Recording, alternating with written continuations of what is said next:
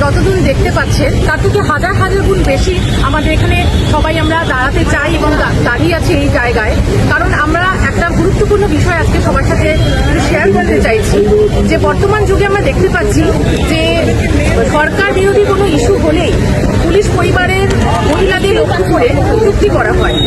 এবং সম্প্রতি একটি ভিডিও আপনারা হয়তো সবাই দেখেছেন যে মা বেচো, বউ বেচো, মা বেচে দিল, বউ বেচে দিল, এই কুমন্তব্য, এই অপ্রীতিকর একটা কথা আমরা আমাদের সকল পরিবারের পক্ষ থেকে আমরা এর তীব্র ঘৃণা জানাচ্ছি এবং আমরা ঘোর প্রতিবাদ করছি।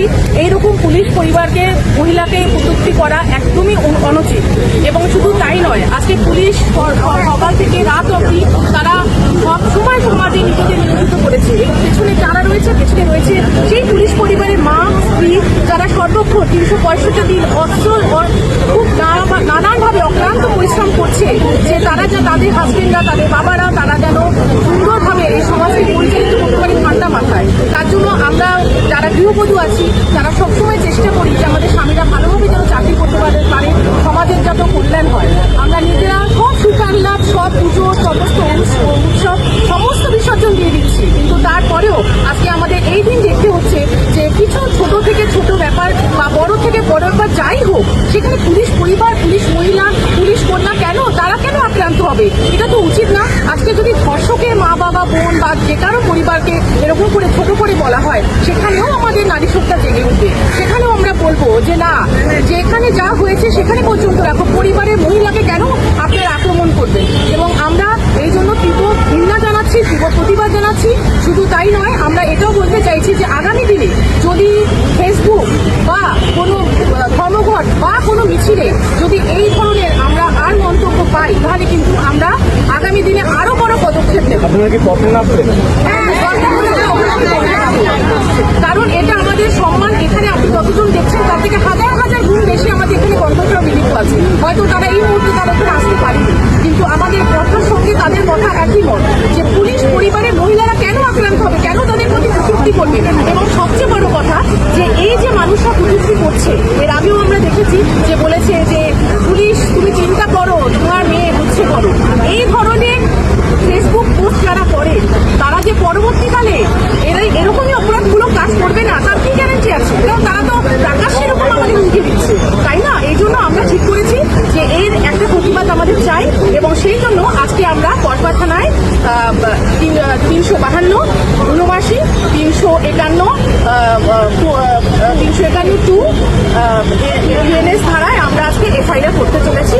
এবং আশা করি এরপরে যদি আর কেউ আমাদের ফেসবুক পোস্ট হোক, টুইটার হোক এবং ধর্মঘটের রাস্তাঘাটে যেখানে হোক পুলিশ পরিবারকে আক্রমণ করে, কিছু নিয়ে কথা বলে, আমরা এর বৃহত্তর আমরা পদক্ষেপ নিতে বাধ্য হব। তাই আপনারা যারা বলেছেন তাদের আমরা সতর্কতা জারি করছি যে এই ধরনের মন্তব্য আপনাদের কাছ থেকে আমাদের কাম্য নয়।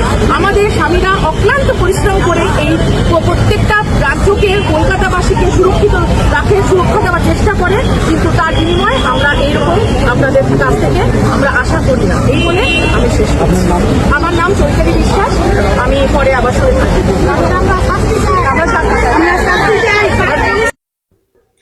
দর্শক, এই ভিডিও আপনারা দেখেছেন হয়তো আগে, তারপর আমি গুরুত্বপূর্ণ কয়েকটা কথা বলতে চাই, কথাগুলো শুনুন। আজকে পুলিশের মা বউরা রাস্তায় নেমেছে, প্রতিবাদ করছে, তাদের উপরে তাদের নিয়ে খুব মন্তব্য করা হচ্ছে। পুলিশ রাজ্য সরকারের একটা সরকারি কর্মচারী, সেখানে পুলিশ আইন শৃঙ্খলা দেখাশোনা করে এবং এনাদের বক্তব্য শুনলেন যে সরকারের বিরুদ্ধে যখন কোনো প্রশ্ন ওঠে তখনই পুলিশের মা বোনদের উপরে খিস্তি খামারি উল্টাপাল্টা বলা শুরু হয়। কেন? এটার প্রতিবাদে আমরা রাস্তায় নেমেছি। আমার প্রশ্ন হচ্ছে যে কেন, আমারও এটাই প্রশ্ন যে কেন পুলিশের মা বউয়ের উপরে অত্যাচার হবে বা গালাগালি দেওয়া হবে, হেনস্থার শিকার হবেন? পুলিশের যদি কোনো ভুল থাকে পুলিশকে সেটা বলতে হবে, তাহলে পুলিশের মা বোন নিয়ে কেন কথা বলা হবে? এটা আমারও প্রশ্ন। কিন্তু এরকম ঘটনা কেন ঘটছে? এই যে যারা বক্তব্য রেখেছেন, রাস্তায় নেমেছেন, তারা কি কখনো ভেবেছেন যে সরকার তো আরো ছিল রাজ্যে? এমন তো না যে প্রথমে এই সরকারটাই রাজ্যটাকে চালাচ্ছে, আরো তো এর আগে সরকার ছিল। তখন তো এইসব প্রশ্ন ওঠেনি। তখন তো পুলিশের যারা মা বউরা ছিল তখন তো রাস্তায় নামেনি, নামতে বাধ্য হয়নি। আপনাদের উল্টোপাল্টা বলা হচ্ছে, এটা আমি কখনো সাপোর্ট করি না, কিন্তু আপনারা যে এখানে নেমেছেন মানে নিজস্ব উদ্যোগে নেমেছেন তো, না কেউ বা কারা আপনাদেরকে রাস্তায় নামিয়েছে? কারণ আপনারা জানেন পুলিশের একটা ওয়েলফেয়ার বোর্ড আছে, কলকাতা পুলিশের, একদম মানে তৃণমূল পরিচিত, এটা বলার কোনো অপেক্ষা রাখে না। এখন তারাই কি আপনাদেরকে বুঝিয়ে বাজিয়ে রাস্তায় নামিয়েছে? দর্শক, এনারা বললেন যে তাদের নিয়ে গালাগালি করা হচ্ছে, খিস্তি করা হচ্ছে, উল্টাপাল্টা বলা হচ্ছে, এবং আরজি করের সময় একটা পোস্ট খুব ভাইরাল হয়েছিল, সেটা হচ্ছে পুলিশ তুমি চিন্তা করো তোমার মেয়েও হচ্ছে বড়।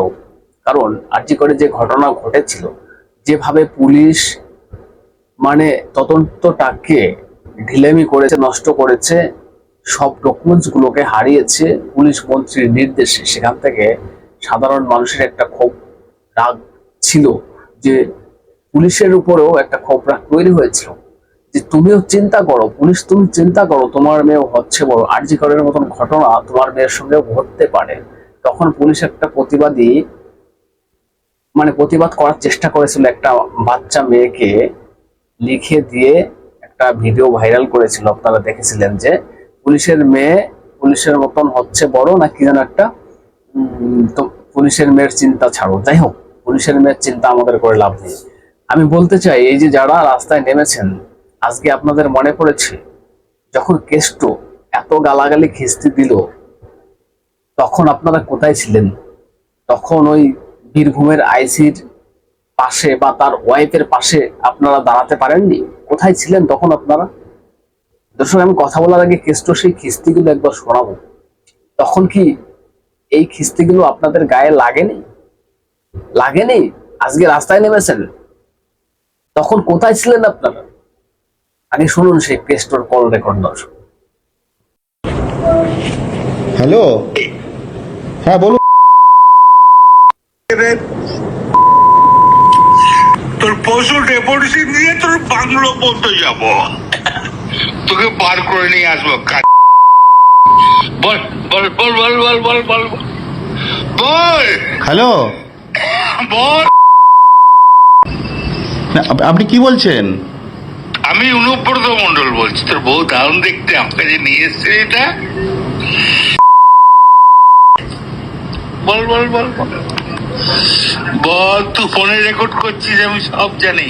না না, পশু যখন ডেপুটেশন দেবে না, তোকে কোয়ার্টার থেকে মারতে মারতে নিয়ে আস। না কি হয়েছে, মানে ঘটনাটা কি? জানিস না সিঙ্গিতে কি হয়েছে? হ্যাঁ হ্যাঁ, এই পশু তো কাল পশু ডেপুটেশনের ডেট কর,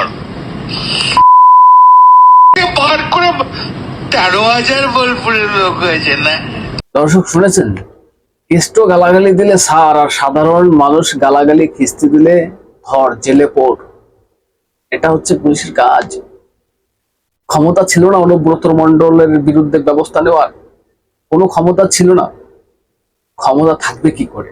পুলিশ তো চটি চাটা, সব পুলিশ তো চটি চাটা না, কিন্তু কিছু পুলিশের কারণে সব পুলিশের বদনাম হচ্ছে, সব পুলিশের মা বউ গালাগাল খাচ্ছে। এই যে কল রেকর্ডটা, এই কল রেকর্ড কি আপনারা কখনো শোনেননি? আপনাদের কানে এই কল রেকর্ড পৌঁছায়নি? এত বাজে ভাবে গালাগালি খিস্তি দেয়া হয়েছিল মানে বীরভূমের আইসির ওয়াইফকে, তার মাকে। এসব যখন হয়েছে তখন আপনারা কোথায় ছিলেন? আমার প্রশ্ন আপনাদের কাছে। আপনারা প্রতিবাদ করছেন, রাস্তায় নেমেছেন, এগুলো নিয়ে আমার কিছু বলার নেই, কিন্তু যখন ওই ঘটনা ঘটলো, অনুব্রত মণ্ডল এরকম খিস্তি খামারি করলো, তখন আপনাদের লাগেনি? আপনারা পুলিশের হয়ে নেমেছেন, পুলিশের বউদের হয়ে নেমেছেন। আইসি মানে বীরভূমের আইসি, তিনিও তো পুলিশ ছিলেন, তাকে এরকম তার মা বোনকে উদ্দেশ্য করে, মা ওয়াইফকে উদ্দেশ্য করে এসব গালাগালি খিস্তি দেওয়া হয়েছিল, তখন কোথায় ছিলেন? আমার প্রশ্ন একটাই, এখান থেকেই তো পরিষ্কার প্রশ্নটা আমি কেন তুলেছি যে কলকাতা ওয়েলফেয়ারের যে বোর্ড আছে পুলিশের, সেটা তো একদমই তৃণমূল পরিচালিত, এখানে কোনো সন্দেহ নেই।